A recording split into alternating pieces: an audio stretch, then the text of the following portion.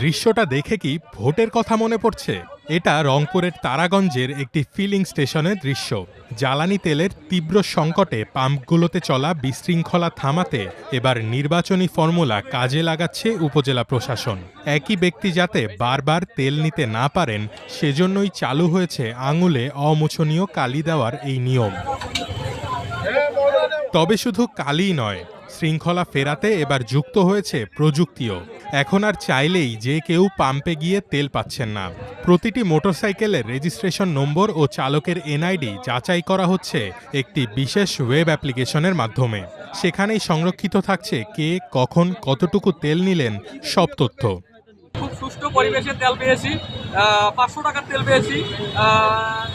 মানে সর্বশেষ বলি যে কোনো ভোগান্তি ছাড়াই তেল পাওয়া গিয়েছে।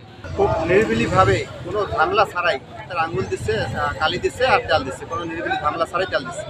নতুন নিয়ম অনুযায়ী বৈধ কাগজপত্র ছাড়া কেউ তেল পাবেন না এবং একবারে সর্বোচ্চ 500 টাকার বেশি তেল দেওয়া হচ্ছে না।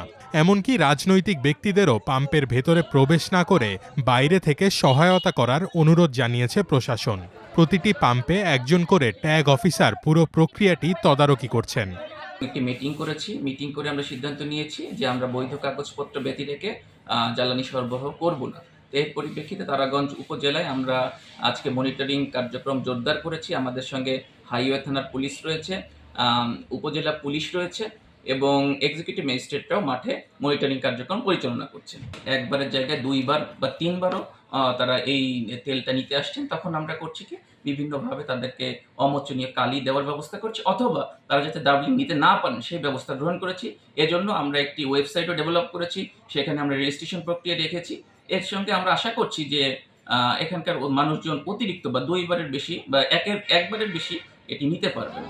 প্রশাসনের কঠোর নজরদারি আর প্রযুক্তির ব্যবহারে স্বস্তি ফিরেছে তারাগঞ্জের সাধারণ মানুষের মাঝে।